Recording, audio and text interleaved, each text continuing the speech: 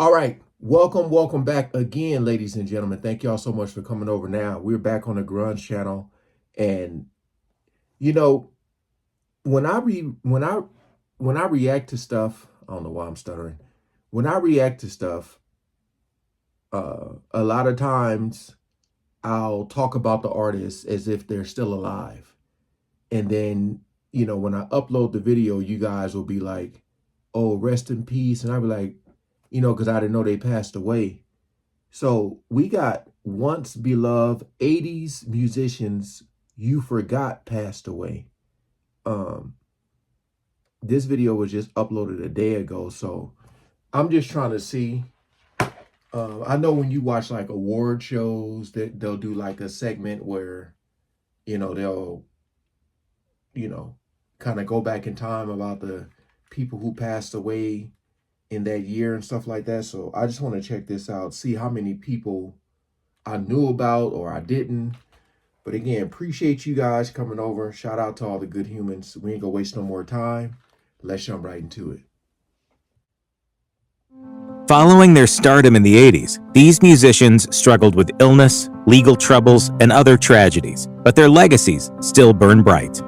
Pete Burns, frontman of the new wave group Dead or Alive, passed away in October 2016 at the age of 57 from sudden cardiac arrest. His band formed in the late 70s, but it wasn't until their 1984 single, You Spin Me Round Like a Record, that they really gained worldwide recognition. The track reached number 11 on the Billboard Hot 100 in the US, while it made it all the way to number 1 in their native UK. While Dead or Alive continued to make music well into the 2000s, Burns started to become more known for his rapidly changing looks by way of extensive plastic surgery. His androgynous appearance endeared him to his fans. As he declared to The Guardian in 2007, "Everyone's in drag of some sort. I was brought up with an incredible amount of freedom and creativity. Society has put certain constraints on things." After Burns' death, many of his fellow 80s icons took to social media to pay tribute, such as Mark Almond of Soft Cell, who tweeted, "We've had some mad times with Pete, but he was a one-off creation, a fabulous, fantastic, brilliant creature."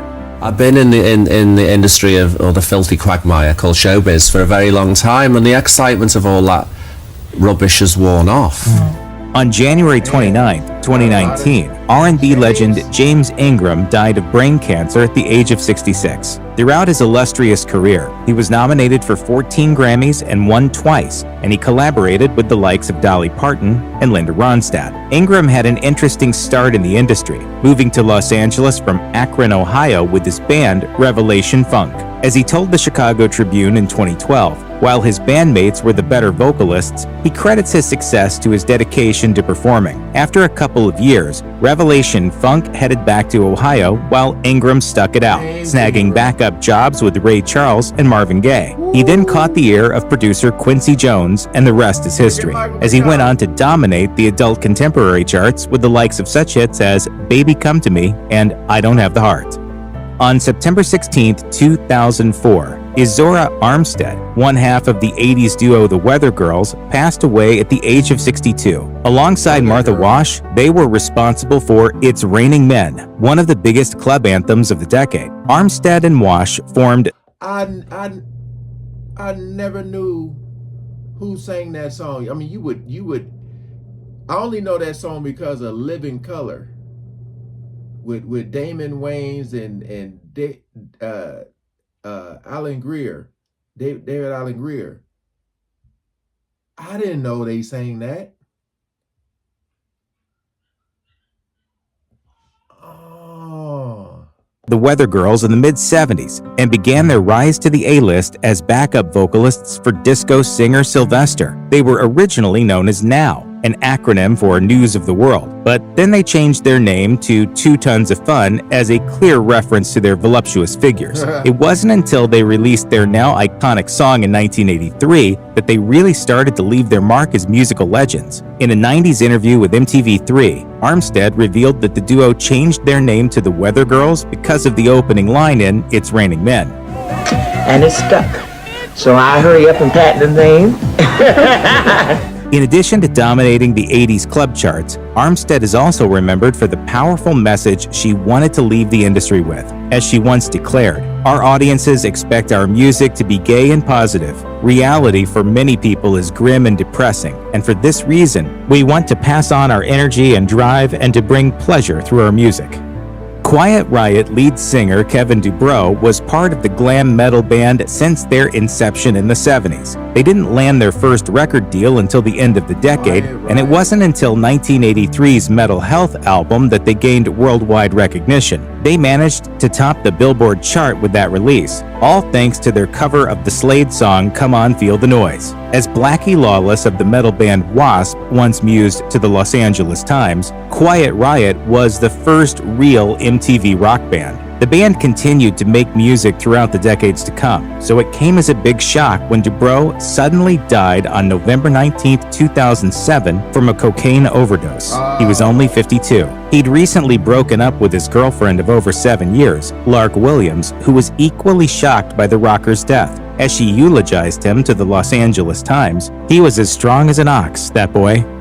Australian rock band Men at Work released some of the most memorable songs of the 80s. Their debut album, Business as Usual, came out in November 1981, and by the following year, they achieved international fame. They're probably best remembered for their hit song Down Under, which is more or less an unofficial anthem for their home country. Men at Work surely wouldn't have been as successful as they were without Greg Ham, who played the saxophone and flute and was responsible for the riff in Down Under. Unfortunately, Ham and the rest of the band ran into a rough legal snag in 2010, years after they disbanded. That was when they were accused of stealing the Down Under riff from the children's campfire song Kookaburra Sits in the Old Gum Tree. They were ultimately ordered to pay 5% of the song's royalties. A friend of Ham's told the Washington Post that he was never the same after the ruling. Just a couple of years later, he was found dead of a heart attack on April 19, 2012. He was only 58. Yeah, lovely man. Just surprised, actually. Very shocked. The Pointer Sisters had a storied career that spanned a remarkable 5 decades. They consistently refused to place themselves in the confines of just one genre, as they spanned the world's. Again, it's crazy just seeing, some of the music I grew up. Like, I remember the Pointer Sisters, James Ingram, never knew the Weather Girls, or it's crazy though. I'm trying to remember how many comments I might have responded to when you guys are like, this or that person. I can't remember, but I knew about the Pointer Sisters. R&B, pop, electro, jazz, and even country. As Ruth Pointer recalled to Fader in 2016, people kept saying, "You got to pick a category. Why? Why do you have to do that? It wasn't something we felt we had to do." Originally formed in the late 60s by sisters June and Bonnie Pointer, their other 2 siblings, Anita and Ruth, joined the group in 1972 and released their debut album the following year. By the time the 80s rolled around, the quartet released 1983's Breakout, which went on to be certified triple platinum. In the following decade, the sisters all decided to experiment with solo efforts, none of which reached the same level of fame. On April 11, 2006, the youngest Pointer sibling, June, died of cancer at the age of 52. 14 years later, on June 8, 2020, Bonnie went into fatal cardiac arrest at the age of 69.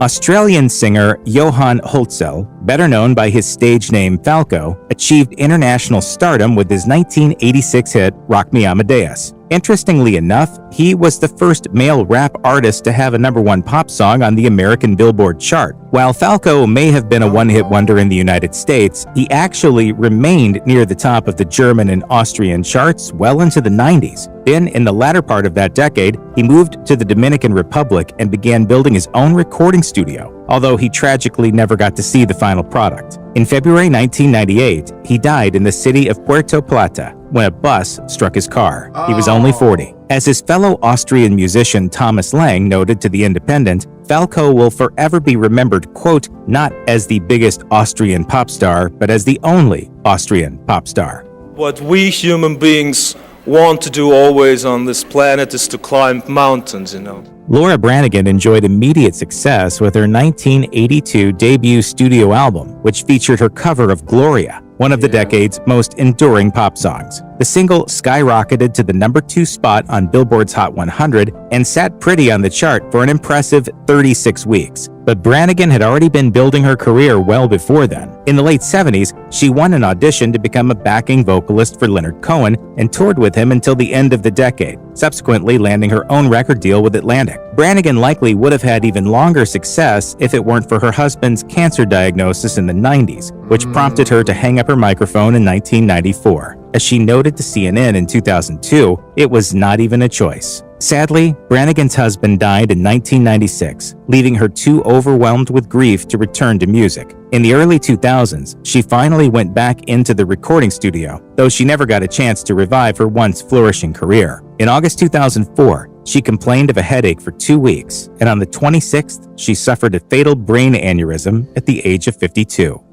Boney M is pretty much synonymous with the 70s disco era. Fronted by Bobby Farrell, they're probably best known for their hit Rasputin, which saw a sudden resurgence in 2021 thanks to a viral TikTok dance trend. Farrell, who actually lip-synced on stage in place of Frank Farian, who assembled the band, remained with the group until 1981, until he was fired by Farian himself. What does the M in Boney M stands for? The M means mother, meditation, money, misery, mysterious. Farrell tried going solo after getting the boot from Boney M, but it didn't quite work out, and he eventually fell on hard times in his home in the Netherlands, living on welfare and even spending a few weeks in prison. By the time the 2000s rolled around, he'd landed back on his feet and was performing again, this time re-recording the biggest hits of his heyday. Farrell was ultimately found dead from heart disease in his hotel room in St. Petersburg, Russia, after a performance in 2010. He was 6. You know, I try to keep up with my doctor visits just to make sure everything's all right and not eat extremely too crazy consistently. I think that's the biggest thing. A lot of people just really don't. I mean, besides the drugs and stuff, I know a lot of drugs has a lot to do with it. As you get older, what you did in your younger days. But I know for sure, especially black people, we don't go to the doctor like we should. We don't. It's a proven fact. We don't. But you got to keep up with your health, people. In a bizarre coincidence, he died on December 30th, the same day and in the same city as Russian mystic Grigory Rasputin, the subject of Boney M's most iconic hit. Swedish Duo Roxette had a very bizarre rise to international fame. Per Gessle and Marie Fredriksson met in the late 70s, ultimately forming their band in 1986 and subsequently reaching success in their home country with their single Never-Ending Love. After an American exchange student who was studying in Sweden bought the band's second album, Look Sharp, he brought it home to Minneapolis, where he took it to the local radio station KDWB. From there, the station began playing The Look, a single off the album, which ultimately became a national hit, peaking at #1 on the Billboard Hot 100. And they started playing it, and it was practically #1 before you got a record deal or something amazing like that. Roxette went on to enjoy other hits in the US and continued to tour and release new material into the 2000s. After battling cancer for 17 years, Fredriksson died of a brain tumor on December 9, 2019 at the age of 61. Gessle issued a statement on Twitter, writing in part, "I am honored to have met your talent and generosity. All my love goes to you and your family. Things will never be the same." British band Talk Talk was one of the most influential acts of the 1980s. Although they're often associated with some of their new wave hits, like 1984's It's My Life, it's their later endeavors into post-rock that certain modern-day acts cite as key inspirations. Radiohead's Philip Selway, for one, had high praise for their 1988 album Spirit of Eden. That release could very well be considered lead singer-songwriter Mark Hollis's magnum opus. As The Guardian put it in 2008, Spirit of Eden has not dated. It's remarkable how contemporary it sounds, anticipating post-rock, The Verve, and Radiohead. It's the sound of an artist being given the keys to the kingdom and returning with art. Hollis was also known for his refusal to conform to his label's desires. When EMI tried to change the band's image and the way they spoke to reporters, the singer refused, which earned him a bit of a reputation as surly and self-obsessed. Hollis ended up leaving EMI and eventually Talk Talk as well.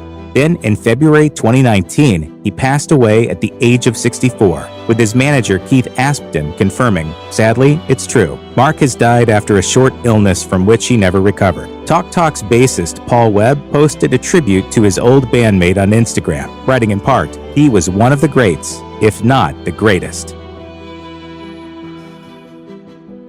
Yeah, man. Rest in peace to all of them. A lot of ones I didn't know, but like I said, when you guys request songs and I react to them, and then you guys comment "rest in peace," I'll be like, dang, because so many greats, a lot of talented people, man, on this list. It's just sad, like when like the I already forgot her name. My goodness. The one who sings Gloria, what happened with her husband, and then she complained about a headache, like stuff like that just all like these brain and all, like cancer, all that. It's really sad, man. But at the same time, it happens. Like, I feel like sometimes when we look at celebrities or artists, we tend to forget they're human being. A lot of times when they pass away, you feel like they were untouchable.